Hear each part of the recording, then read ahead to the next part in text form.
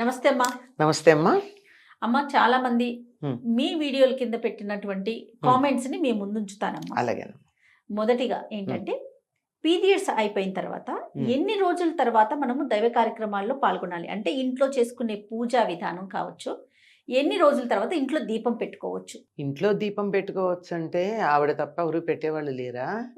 లేదు అది అనుకుంటే 5వ రోజు నుంచి పెట్టుకోవచ్చు.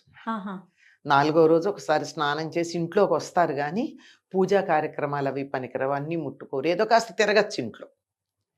5వ స్నానం అంటారు. 5వ రోజు స్నానం చేసిన తర్వాత అన్ని కార్యక్రమాలు యథాప్రకారంగా చేసుకోవచ్చు. ఆలయ దర్శనం ఆలయ దర్శనానికి కూడా 4వ రోజు లోపలికి వెళ్ళకూడదు. అక్కడ ప్రెమిసిస్ దాకా వెడతారంతే, దూరం నుంచి దండం పెట్టుకోవచ్చు. లోపలికి వెళ్ళి అర్చన అవి చేయించుకోవాలంటే 5వ రోజు స్నానం అయ్యాక వెళ్ళాలి. 5వ రోజు కూడా స్నానం చేయాలి. అమ్మా, ఏదైనా శుభకార్యాలు కానీ ఫంక్షన్స్ కానీ మనల్ని ఇన్వైట్ చేస్తూ ఉంటారు. పూజ అయిపోయిన తర్వాత వెళ్ళొచ్చు అనేది ఒక వాదన వింటుంటాం. అసలు ఎంతవరకు కరెక్ట్? పీరియడ్ లో ఉన్నప్పుడు మనం బయట వేరే వాళ్ళకి ఫంక్షన్లకి వాటికి ఎప్పుడు వెళ్ళొచ్చు అంటారు? ఈ 5 రోజులు ఆగాల్సిందేనా? ఏమో స్నానం చేసి వెళ్ళొచ్చు, కానీ వెళ్ళి కార్యక్రమంలో పాల్గొనకూడదు. దూరంగా కూర్చొని వాళ్ళు పెట్టే భోజనాలు అవి చేసి వచ్చేయచ్చు. లోపలికి వెళ్ళొచ్చు, ప్రెమిసిస్ లోకి వెళ్ళొచ్చు, కానీ వేదిక ఎక్కి పెళ్లి కూతురికి పెళ్లి కొడుకు అక్షంతలు వేయటం కానీ, పూజ చేస్తుంటే అక్కడికి వెళ్ళి మనం కూడా కొన్ని అక్షంతలు అవి వేస్తాం కదా, దేవుడికి పూలు పెట్టడం అవి, అవన్నీ అలాంటివి చేయకూడదు. దూరంగా ఉండొచ్చు. దూరంగా ఉండి మనం వచ్చామని మన ప్రెజెన్స్ వాళ్ళకి తెలియజెప్పడం అంతే.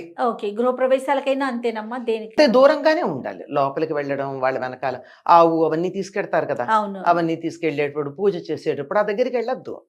వెడతాం, ఆ లోపల ఏదైతే గృహంలోకి వెడతారో అది కాక బయట ఏదో షామియానా అవి వేస్తారు కదా, అక్కడ కూర్చొని అందరినీ పలకరించి వచ్చేస్తూ ఉండొచ్చు. వచ్చామని వాళ్ళకి తృప్తి కలిగించడానికి అంతే. లోపలికి వెళ్ళడాలు, వాళ్ళకి మనం బొట్టు పెట్టి బట్టలు ఇవ్వడాలు, తాంబూలాలు ఇవ్వడాలు, ఇట్లాంటివన్నీ చేయకూడదు. తర్వాత ఆలయ దర్శనానికి వెళ్తూ ఉంటాం, మార్గ మధ్యలో ఒక్కొక్కసారి పీరియడ్స్ వచ్చేస్తుంది. కొన్ని సందర్భాల్లో గర్భగుడి లోపలికి వెళ్ళాక, ఆలయం లోపలికి వెళ్ళాక కూడా అన్ఎక్స్పెక్టెడ్ గా డేట్ వచ్చేస్తూ ఉంటుంది. అలాంటప్పుడు అంటే బయటకు వచ్చేస్తాం కానీ మళ్ళీ పునర్దర్శనం చేసుకోవాలా? ఎందుకు అలా జరుగుతుందంటే మేము ఏదన్నా చేయకూడని పని చేశామా? అలాంటి ప్రశ్నలు కూడా చాలా మంది అడుగుతూ ఉన్నారమ్మా. మిగిలిన చేయకూడని పనుల మాట ఏమో కానీ తన బాడీ మాట తను వినలేదన్నమాట. ఎప్పుడు వస్తాయో తనకి తెలియాలి కదా. యూజువల్గా ఆరోగ్యవంతంగా ఉన్నటువంటి వాళ్ళకి ఎప్పుడు పీరియడ్స్ వస్తాయో డెఫినెట్లీ డేట్స్ తెలుస్తాయి. ఒక 2-3 రోజుల ముందు నుంచి వెళ్లకుండా ఉండడం ఉత్తమం. లేదంటే కొంతమందికి అన్ప్రెడిక్టబుల్గా ఉంటాయి, ఇర్రెగ్యులర్గా ఉంటాయి. ఇర్రెగ్యులర్గా ఉన్న వాళ్ళకి కూడా శరీరం సంకేతాలు ఇస్తుందమ్మా.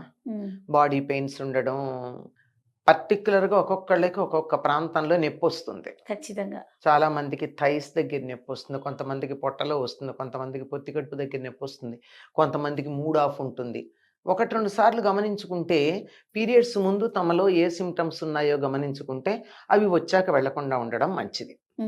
కానీ ఇవి ఏమీ లేకుండా కూడా ఎప్పుడన్నా హఠాత్తుగా వచ్చేటటువంటి అవకాశం ఉంది. సాధారణంగా ఇది ఎవరికి జరుగుతుందంటే మెనోపాజల్ టైంలో ఉన్న వాళ్ళకి జరుగుతుంది. బాగా చెప్పారమ్మా, కరెక్ట్. ఎందుకంటే వాళ్ళకి మెనోపాజు నార్మల్గా అయ్యేవాళ్ళు, అంటే హిస్టెక్టమీలు అవి చేసుకోకుండా నార్మల్గా మెనోపాజ్ అయ్యే వాళ్ళకి కొంతమందికి హఠాత్తుగా ఆగిపోతాయి, కొంతమందికి 2 నెలలకి 3 నెలలకి వచ్చి తర్వాత ఎన్ని నెలలకు వస్తుందో కూడా తెలియదు. అన్ఎక్స్పెక్టెడ్గా వస్తుంది. అట్లాంటప్పుడు మాత్రమే మీరు చెప్పినటువంటి సమస్య తప్ప మిగిలినటువంటి చోట్ల వచ్చే అవకాశం లేదమ్మా. అది వాళ్ళ అజాగ్రత్త మాత్రమే, వాళ్ళని వాళ్ళు గమనించుకోకపోవడం మాత్రమే. Always body talks, we have to listen. మన శరీరం మనం వింటూ ఉండాలి, అది చెప్తూ ఉంటుంది. అది ఇది నీకు ఈ తేడా ఉంది, నీకు ఇక్కడ తేడా ఉందని. చిన్నవి కాకపోయినా కనీసం పెద్దవి ఇట్లాంటి ముఖ్యమైనవన్నా వినాలి కదా. ప్రతి నెల వచ్చేది కదమ్మా అది. అంచేత మనకి రెగ్యులర్ గా తెలుసు, అది సంకేతాలు ఇస్తుంది, నేను వస్తున్నాను సుమా అని. అది గమనించలేదనుకోండి, మరి అట్లాంటప్పుడు అది మన అజాగ్రత్త. కానీ ఇందాకన్నా మెనోపాజల్ టైం అట్లాంటివి వాటప్పుడు మాత్రం ఎందుకో తెలియదు, 6 నెలలు అయింది రాలేదు అనుకుంటారు, అసలు రావేమో అనుకుంటూ ఉండగా హఠాత్తుగా ఒకసారి అవును. ఏ గుడికో వెళ్ళి ఎన్నాళ్ళని మానేస్తారు. ఉమ్, వెళ్ళినప్పుడు వచ్చిందనుకోండి వెనక్కి వచ్చేస్తారు. దారిలో వస్తే వెనక్కి వచ్చేస్తారు. గుడిలోకి వెళ్ళి దర్శనం చేసుకుంటుండగా వచ్చిందనుకోండి, ఉమ్, కానీ సాధారణంగా రాదమ్మా. ఎందుకంటే బాడీకి మైండ్కి దగ్గర సంబంధం ఉంది. ఉమ్. ఉంది కదా, ఉంది ఉంది ఖచ్చితంగా. కదా. అవునమ్మా. అక్కడ దేవుడి మీద మీకు దృష్టి పెట్టినప్పుడు ఈ బాడీ ఈ రకమైన సంకేతాలు ఇవ్వదు సాధారణంగా, ఉమ్, రాదు.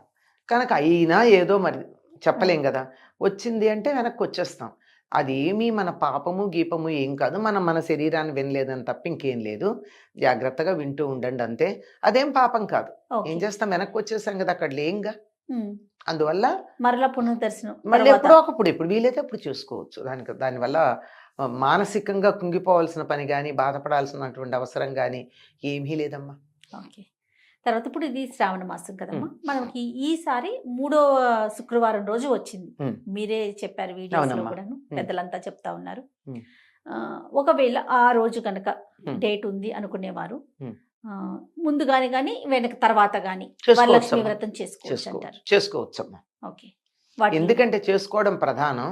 ఇప్పుడు వీటన్నిటిలో కూడా ఆడవాళ్ళు చేసుకునే వ్రతాలన్నింటిలోనూ ఆడవాళ్ళ ఇబ్బందులను కూడా కన్సిడర్ చేసే ఏర్పాట్లు చేశారు. ఉమ్, అంచేత తప్పనిసరిగా తర్వాత చేసుకోవచ్చు. ఓకే. అదే రోజు చేసుకోవాలన్న నియమం అయితే కుదరదండి. కొన్నిసార్లు అనేక రకాలుగా కుదరదు. ఉమ్. ఇదే కాదు, ఇంకో కారణంగా కూడా కుదరకపోవచ్చు. అనేక ఓకే. కారణాలు ఉంటాయి. అవునవును.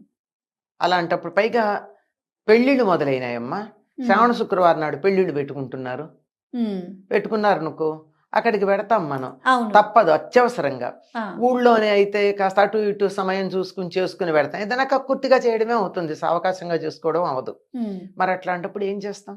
వేరే చోట్లకి వెడితే చేసుకోవడానికి వీలేదు, అప్పుడు ఏం చేస్తాం? అవును. అవును. అంచేత తర్వాతి వారం చేసుకోవచ్చు. తర్వాత జనరల్ గా చాలా ఎక్కువగా వింటున్న ఇంకొక ప్రశ్న అమ్మా, ఇంట్లో పసిపిల్లలు ఉన్నప్పుడు ఉమ్. లేదా ఎవరింటికైనా పసిపిల్లల్ని మనం చూడటానికి వెళ్తున్నప్పుడు పీరియడ్ లో ఉన్నప్పుడు వెళ్ళకూడదా? వెళ్ళొద్దు.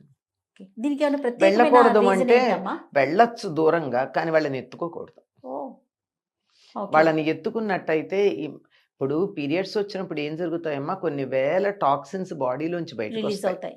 అవన్నీను మనిషి యొక్క థైమస్ గ్లాండ్ మీద ప్రభావం చూపిస్తాయి. ఉమ్, ఉమ్, అంచేత పిల్లలు నాజూగ్గా ఉంటారు. అంచేత వాళ్ళని తీసుకుంటే వాళ్ళకి ఇబ్బంది అవుతుంది. అలాగే మన వాళ్ళు ఇంట్లో చెప్తారు, తల్లికి పీరియడ్స్ రాగానే పిల్లాడు చిక్కిపోతాడు. ఉమ్, ఎందుకు అంటే తప్పదు, తల్లి దగ్గరికి ఎడతాడు. ఓకే. ఆ కారణంగా ఆహా. తప్పనిసరిగా ప్రభావం ఉంటుంది. అవును. అవును. అందుకే మనకు పూర్వం స్నానం చేసేటప్పుడు 4వ రోజున కథ చెప్పించేవాళ్ళు. ఉమ్, ఆ కథలో చెప్పే దాంట్లో ఒకటి ఏంటంటే, ఏదో పసిపిల్లల్ని చూసిన పాపం, పాడికుండను చూసిన పాపం, మర్రి చెట్టు నీడ దొక్కిన పాపం, ఇలాంటి కొన్ని లిస్టు చెప్తారు. ఉమ్, కుట్టిన పాపం, ఉమ్, ఇలాంటివి. ఇవి చెయ్యకూడదు అన్నమాట. ఓకే. ఇవి చెయ్యకూడదు అని చెప్పడానికి కథ రూపంలో చెప్పి, ఇలా ఒకవేళ నేను చేసుంటే ఆ సూర్యనారాయణమూర్తి ఆరోగ్య ప్రదాత ఆయన కదా, అవునవును. అనుగ్రహించు, అవన్నీ పోవాలి అని చెప్తారంటే, ఈసారి కథ చెప్పుకున్నామంటే అర్థం ఏంటి, నెక్స్ట్ టైం పీరియడ్స్ వచ్చినప్పుడు వీటిని మనం జాగ్రత్తగా పాటించాలి. పాటించాలి. పసిపిల్లలు మన పిల్ల అయితే తల్లికి తప్పదు, అవును. కానీ ఇతరుల పిల్లల్ని ఎత్తుకుని వాళ్ళని ఎందుకు మనం అనారోగ్యం పాలు చేయాలి? అవును. అందుకని ఎత్తుకోకుండా ఉండడం మంచిది. రైట్ అమ్మా. ఇవి ప్రస్తుతానికి నేను చూసిన కామెంట్స్ లో ఉన్న ప్రశ్నలు మీ ముందుంచాను. Hmm. ఇంకా ఏమన్నా వస్తే కనుక ఈసారి కూర్చున్నప్పుడు మళ్ళీ నేను డిస్కస్ చేస్తానమ్మా. పెద్దలు చెప్పినవి ఏమన్నా తెలిసిన ఉంటే మీకు సమాధానం చెప్తాను నేను. తప్పకుండానమ్మా. నమస్తే. నమస్తే అమ్మా.